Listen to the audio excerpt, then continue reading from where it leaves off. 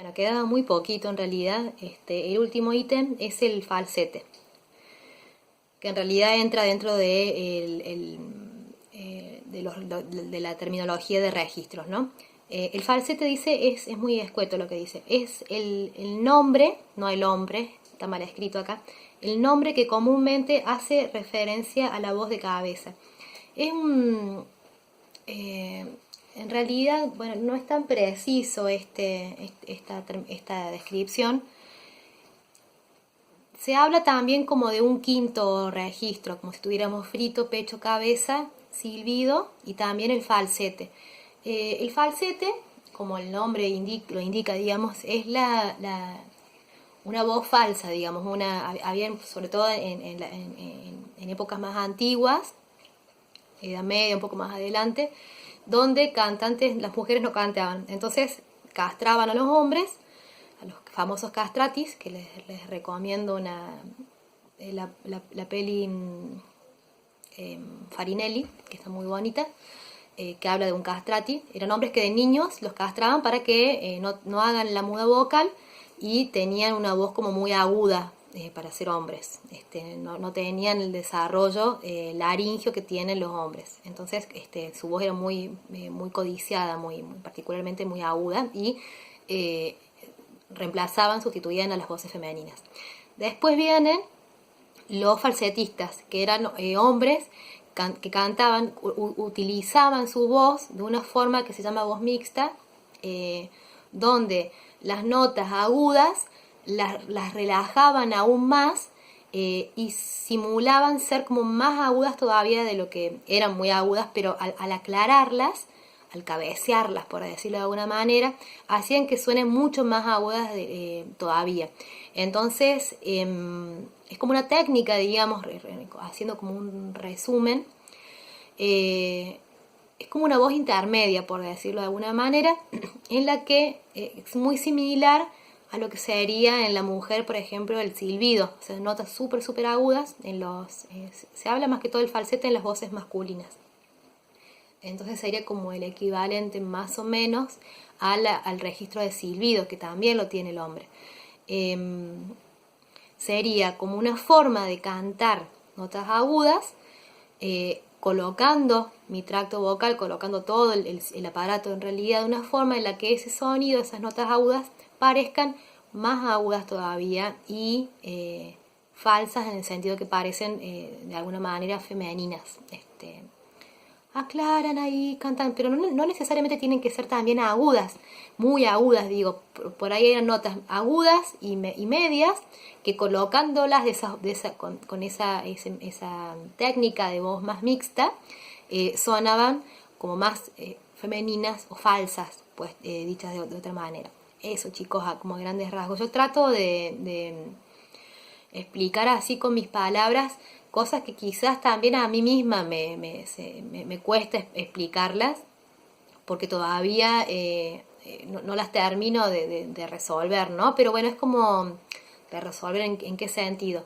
Hay cosas que yo sí tengo muy claras y otras que no tanto, por cuestiones de búsquedas, de como que mis búsquedas han ido más hacia otros lugares, pero sí me parece que es importante que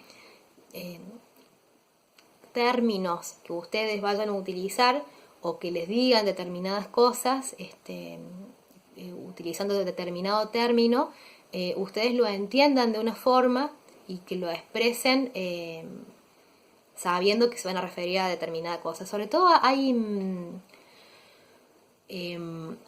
estos términos, como por ejemplo lo del registro y lo de ya me olvidé el nombre, tesitura. La tesitura es el soprano, mezzo, contralto, tenor, barítono, bajo, por ejemplo, y muchas veces se hablaba de registros en vez de hablar de tesitura, y se sigue usando. ¿Qué registro tenés? Soprano. Bueno, no, los registros son fito, pecho, cabeza, silbido. Otra de las cuestiones también es lo de el tono medio hablado y el tono óptimo, que no siempre las notas más usadas dentro de mi voz hablada son las óptimas, son las más cómodas, sino que a veces finjo o coloco el sonido en una zona que me queda o muy grave o muy aguda innecesariamente. Estoy como todo el tiempo en tensión, en un lugar que no me queda cómodo. Y lo...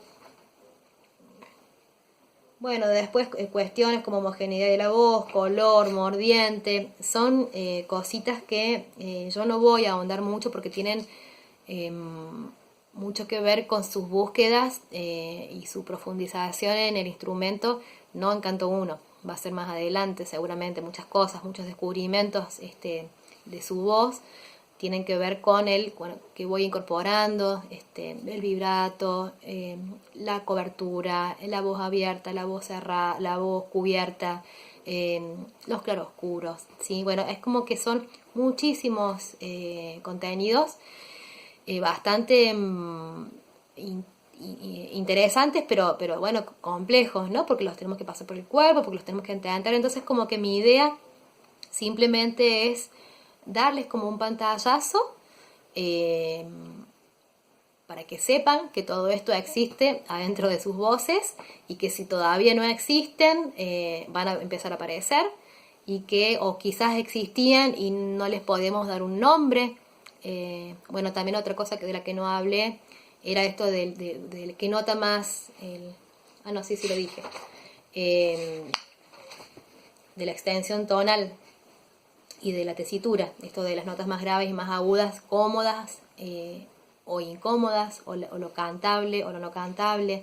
Bueno, son términos que están buenos saberlos para darnos cuenta de qué estamos haciendo bien y qué no estamos haciendo bien.